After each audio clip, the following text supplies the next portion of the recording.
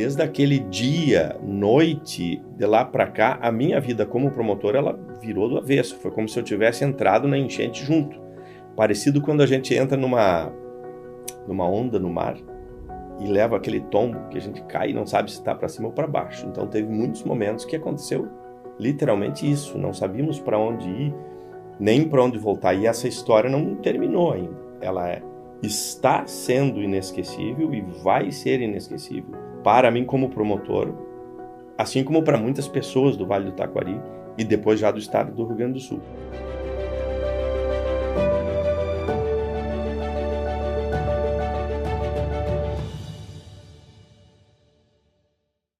Eu entrei no Ministério Público muito novo. Eu tinha, acho que 22 anos. Tem situações muito engraçadas das épocas em que as pessoas chegavam até o gabinete e achavam que era o estagiário. Ou, na minha casa, os vendedores de livro iam, achavam que era o filho do promotor. Então, naquela época, o meu pai era advogado, eu fiz direito e tinha muito encantamento pelo direito, pelo debate, pelas coisas. E o Ministério Público foi o primeiro concurso que me abriu. E eu vim para Porto Alegre, fiz o curso da Escola do Ministério Público e aquilo tudo me encantou demais. Poder protagonizar, buscar direitos e a questão coletiva começava a surgir muito naquela época. Eu acho que isso pegou muito forte em mim e bate até hoje. É um direito mais amplo, uma luta mais ampla. E entrei de cabeça. E assim estou há 33 anos. Sabe que eu tive algumas mudanças, né, durante a minha carreira que foram muito significativas. Minha ênfase é na infância e juventude, é a defesa comunitária. A linha da justiça restaurativa me deu um outro ânimo, um outro espírito de fazer justiça de uma forma diferente. Sair um pouquinho de códigos, sair um pouquinho do certo e errado, sair um pouquinho das leis, buscar mais composição, buscar mais compreensão das necessidades. É não ter medo das pessoas, não ter medo das realidades e de tu conseguir fazer pequenas transformações que sejam numa pessoa, numa família e talvez numa comunidade. Isso, se tu for pensar bem, é muito nobre numa passagem de vida que a gente tem e não dá para deixar de desperdiçar isso por cansaço, ou por tristeza, ou por mau humor, ou por uma razão pequena ou qualquer. Então, me sinto muito tranquilo, muito satisfeito sendo promotor de justiça. A pressão é muito grande, o tamanho do desastre é enorme, o tamanho das necessidades é muito grande e as nossas caixas de ferramentas são pequenas diante disso. Ali em Lajeado, no Vale do Taquari, historicamente nós vínhamos vivendo com enchentes, as cheias, né? Era meio que normal todo ano ter 1, 2, 3 enchentes médias. Pessoas eram atingidas, pessoas eram recolhidas, pessoas voltavam para o lugar e a vida seguia, né? E assim estávamos, e eu lembro muito bem que casualmente estávamos dentro do presídio naquele dia, quando a enchente começou a se tornar maior do que a normal. O primeiro ponto que me marcou grave, assim, o tamanho da tragédia, foi quando eu estava... Então, como não consegui ficar na promotoria. Não consegui. Eu vi que o mundo estava diferente e não tinha como eu ir lá me manifestar num expediente corriqueiro, não que sejam insignificantes os casos, mas não tinha como. E alguma coisa nos puxava para... Tinha que ir lá para o centro do comando da situação, que era em Lajeado naquele momento. Um parque lá, o chamado Parque do Imigrante, onde estava a Defesa Civil, todo mundo, e quando eu vi já começou o helicóptero, começou o governador, começou todo mundo a observar, o rio não parava de subir, a catástrofe estava aumentando, isso ainda em setembro. Quando o secretário de Segurança de Lajeado me chamou para um canto, estávamos caminhando, ele me chama, disse, chefe, precisamos dele, ele me chama assim, chefe, vamos precisar da sua ajuda, eu disse, vamos ver se está ao meu alcance. Nós estamos precisando de caminhão frigorífico. Para quê? Nós temos que armazenar as vítimas. Então, não vai caber dentro do necrotério, no IML. Tem uma ou duas viaturas, elas não dão conta. Tinha umas que vinham de Roca Salles, de Encantado, não tinha caminho. Os peritos estavam ali no limite. Tinha que trazer alguns para Porto Alegre para fazer exames. Enfim, era uma questão técnica. E ali eu vi o tamanho do problema. Né, que aí a situação deixou de ser uma situação de promotoria e passa a ser uma situação de guerra. E durante 15 dias ficaram 2 caminhões frigoríficos ali ao redor do parque, que poucas pessoas sabiam que eles armazenavam alguns corpos. Entre eles, 2 que nos marcaram demais, foi um momento em que, numa dessas corredeiras fortes, uma família inteira foi levada. Sobreviveu o pai. Morreram 2 filhos, um pequenininho e uma outra criança maior. Morreu a mãe e ninguém sabia onde eles estavam, porque o rio ainda seguia, né, tocando, e aquele pai estava em completo desespero. Tanto que uma assistente social judiciária, que estava ali de voluntária também, e outros colaram nele porque havia risco de suicídio. Ele cogitava de se jogar da ponte, enfim, porque ele não se perdoava de não ter salvo as filhas e ter se salvo ele. Absolutamente compreensível a situação. E nós já estávamos com 2 crianças, as 2 dele já no caminhão. É tudo muito triste, muito chocante naqueles momentos, esses episódios muito pontuais, assim, de verter sangue e lágrima ao mesmo tempo. E isso foi indo, e nós fomos começando a tomar pé da situação e olhar para a situação do enfrentamento ao desastre. E hoje a gente já consegue ter mais clareza que há uma teoria sobre o desastre todo, de enfrentamento, que ela passa por prevenção ao desastre, passa por preparação para o desastre, passa por um momento do enfrentamento ao desastre, que é isso que eu estava te descrevendo, e passa pela reconstrução do desastre. E aí essa promotoria, que ela é regional, ela não tinha só Lajeado. E aí começaram as dificuldades. Eram no mínimo 10 a 12 municípios diferentes, com estruturas diferentes, com dores diferentes. Então os municípios lá de baixo, de Mussum e Roca Salles, que foram completamente destruídos no centro da cidade, passaram a demonstrar mais necessidade do que propriamente Lajeado. A gente teve que começar a migrar para lá, a ir para lá, não tinha como chegar, as estradas estavam inacessíveis, tinha que se usar batedor, polícia, alguma forma de chegar mais rápido. E a mesma tragédia que se viu na vida das pessoas, nós começamos a ver nos próprios gestores. Então eu fui vendo ali naquele momento que as estruturas de socorro também estavam colapsadas. Também estavam. Então a população estava desprotegida, quem precisava proteger também estava mal, e aí começaram a surgir então as outras instâncias de governo do estado, governo federal. E isso também tem sido um aprendizado, sim, absurdo, porque o nosso sistema federativo está posto à prova nessa situação. Só que enquanto isso as pessoas sofrendo, né? Tinha gente fora de casa, tinha gente sem casa, tinha gente sem saber onde é que tinha corpo, tinha gente com morte, tinha tudo acontecendo ao mesmo tempo. E aí ser promotor de justiça nessa hora, e talvez esse seja o aprendizado que nós estamos tendo lá, que é sair completamente da caixinha. E nós somos acostumados a trabalhar com muita segurança. Me parece que é um perfil do promotor de justiça, ele dar segurança, mas também trabalhar na segurança. Ou seja, é o processo que me veio, é o inquérito que me veio, é a investigação que me apresentaram, é a representação que está feita, eu vou fazer análise jurídica, vou devolver no jurídico. E, gente, ali não tinha nada disso. E, ao mesmo tempo, eu pensava, e penso até hoje, assim, porque depois de setembro teve novembro, depois de novembro teve maio, né?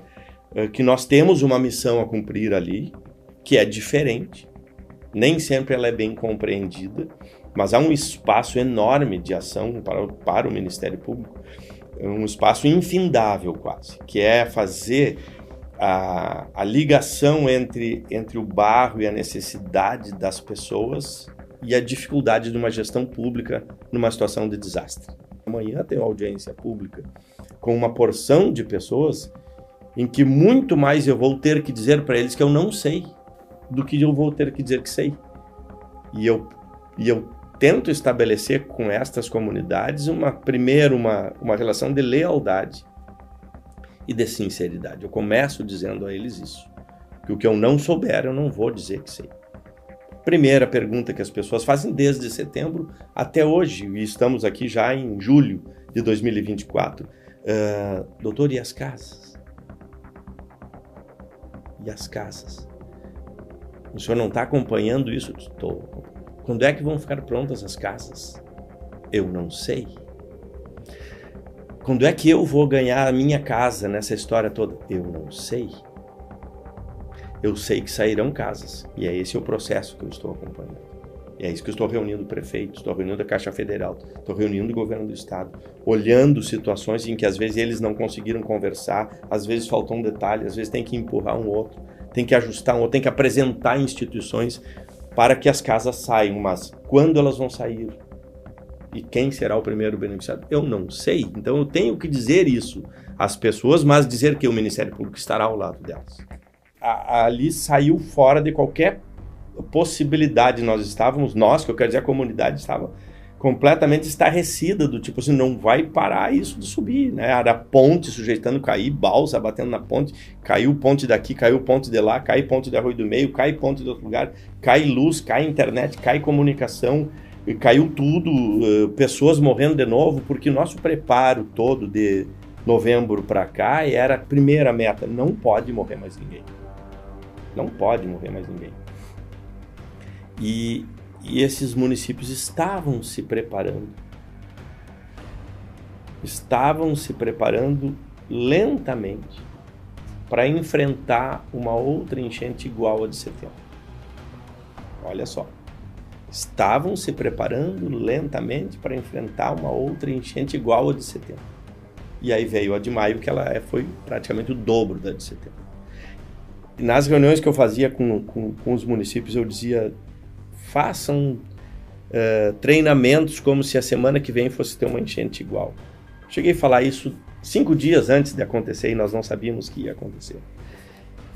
E aí bateu assim o imponderável no maio, né? Aí o que eu pensei?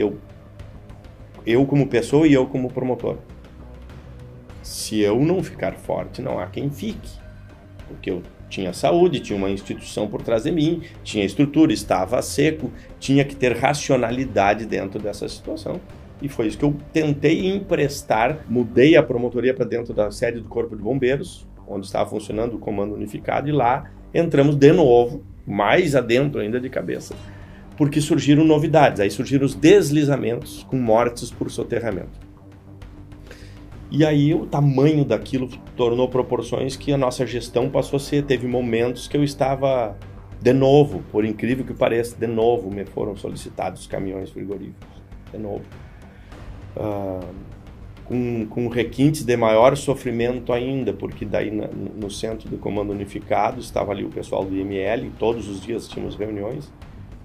Eu não me lembro por que razão, fui visitar o IML no momento que havia corpos ali, e já havia cheiro ruim, desagradável, e a coisa foi piorando. Eu sei que passou 1 ou 2 dias e o médico ligou para nós e disse assim: olha, tá ficando insustentável aqui, nós precisamos um exaustor e um ar-condicionado pelo menos, porque tá ficando insuportável. Aí de novo, aquela mesma situação de guerra, então e o voluntariado nesse momento ele é essencial. Então, o voluntário que estava ali presente, eu disse: meu amigo, eu preciso que tu vá resolver esse problema. E em um dia se resolveu, um exaustor e um split que está até hoje lá. Não sei por conta de quem, a custo de quem que pagou, quem que não pagou, quem não vai pagar. Mas os deslizamentos eram uma incógnita para todo mundo, porque os morros do Vale do Taquari começaram a derreter, literalmente derreter. E nós precisávamos encontrar força diferente a cada dia para ter essas respostas. Os prefeitos enfraquecidos, as equipes mais enfraquecidas, as comunidades mais assustadas, o apoio da capital ficou mais enfraquecido porque tudo foi regional dessa vez. Então, Santa Cruz teve problema, Porto Alegre teve problema, então lá já teve que se virar o mais sozinho possível. Contei com o apoio dos colegas promotores de Lajeado, com servidores. É fundamental a gente ter atenção e tempo para escutar as pessoas. Seja para escutar o drama do gestor que não está sabendo como fazer. E principalmente para escutar as pessoas que não estão sabendo a quem escutar. Às vezes a gente pensa se deveria estar ali, se gostaria de estar onde estava. né? E eu me senti me senti útil naqueles momentos. Me senti útil. Há quem diga e há quem possa dizer, isso não é função do Ministério Público. Mas nesses 33 anos de carreira, eu cada vez tenho me conscientizado mais de que nós temos que estar onde as necessidades das pessoas estão. E se nós conseguíssemos fazer um pouquinho de mudança de rota, menos processos e mais foco, e talvez isso tenha a ver com o Ministério Público mais resolutivo, e se a solução para a vida das pessoas for fora do processo, que assim seja. E é isso que a própria justiça restaurativa nos diz. Nós precisamos focar nas necessidades das pessoas. Se não for isso, não me adianta resolver um processo.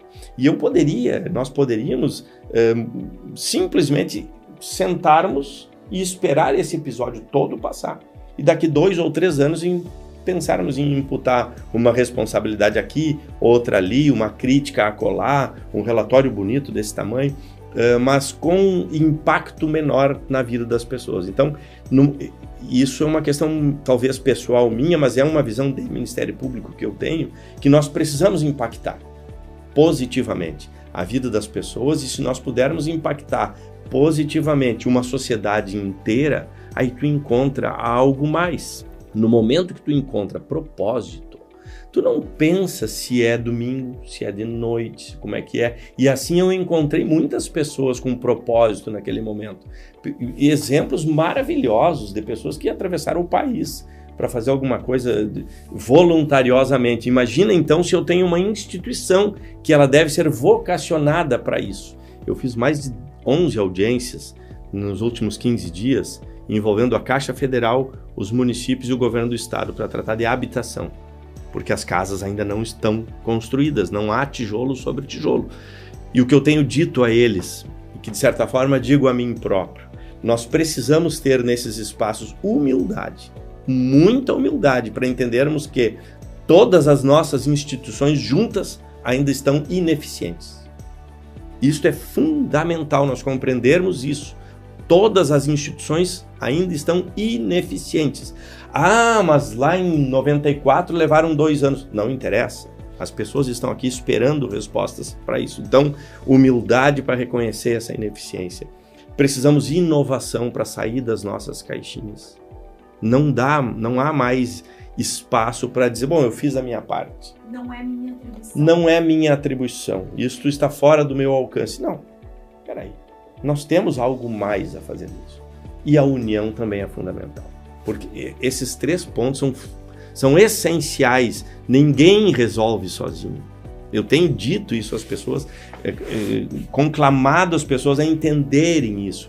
Não será o governo federal sozinho. Não será o governo estadual sozinho. E muito menos os municipais sozinhos. E menos ainda a iniciativa privada sozinha. Então esses slogans assim, é nós por nós, não existe o eles e o nós nesse momento. Existe uma comunidade que precisa compreender algo que já deveria ter compreendido. Estamos diante de fenômenos diferentes e que precisamos nos comportar diferentes. Se cada um repetir o seu modus operandi, nós não vamos avançar. Então esse é um exercício coletivo bonito de estar junto. Isso me traz empolgação, poder transmitir isso, poder aproximar as pessoas nesse ponto. Nessas horas eu tenho tentado exercitar a essência do ser humano. O que eu tenho oferecido para essas pessoas é um abraço. E eu aprendi o valor que eles dão para esse abraço. Um abraço que é restaurador, um abraço que não está na lei, um abraço que não tem sentença, que não tem duração, mas é o humano abraçando o humano. Nestes dias eu consegui um dia ir de helicóptero até Roca Sales. E em Roca Sales eu estava numa reunião improvisada, num QG improvisado. Típica cena de filme de guerra. Quando me aparece um senhor ali, esse senhor era o presidente do sindicato rural da cidade. E ele estava ainda, percebi que estava numa fase falante daquele quando o luto não está elaborado. completo, e ele me dizia assim: eu nasci e me criei na minha propriedade rural. Lá eu tenho porcos, isso e aquilo, e vivo, e era o presidente do sindicato. E ele disse: no meio da tarde eu ouvi um barulho diferente, e eu saí para fora. Foi o quanto eu pisei para fora e eu vi passar ao meu lado uma coisa horrível, uma avalanche de terra que levou a casa da minha, não me lembro se era filha ou filho, de toda a família, inclusive dos netos. E ele não tinha encontrado os corpos. E ele contou isso e terminou a contagem da história abraçado em mim. A gente se abraçou, ele chorou, se recuperou, contou mais um pouco, contou das necessidades e seguiu em frente. E as estruturas seguiram procurando aqueles corpos. Havia corpos de animais. Ele comentou que tinha 200 porcos mortos apodrecendo naquela mesma terra. E em cima da terra já tinham 400 urubus. E a angústia dele era encontrar os seus afetos, né? Nessas horas não há o jurídico que resolve. Não há. É claro que a gente tem que sim sentir, pisar na emoção e voltar para a razão. O que é o voltar para a razão? É o momento em que a gente chega para o governo municipal, para o governo estadual e se diz: estas áreas precisam ser mapeadas, essas pessoas precisam ser avisadas, essas pessoas precisam ser protegidas, em alguns casos precisam ser afastadas. Então esse misto de emoção com razão é o que nos leva a chegar num ponto de equilíbrio, não necessariamente no certo e nem no errado. O possível. O possível. O possível. O Ministério Público, para sobreviver, ele vai ter que estar perto das pessoas. O Ministério Público tem que se inserir neste processo de uma forma equilibrada, ouvindo as necessidades das pessoas, sob pena de nós nos transformarmos numa instituição que, se pegar enchente e ela fechar, não muda muito. Não faz falta. E quando a gente sente que o Ministério Público faz falta numa reunião, que o Ministério Público faz falta numa audiência, que o Ministério Público faz falta para uma pessoa, a instituição estará viva. O Ministério Público é feito de pessoas e para pessoas.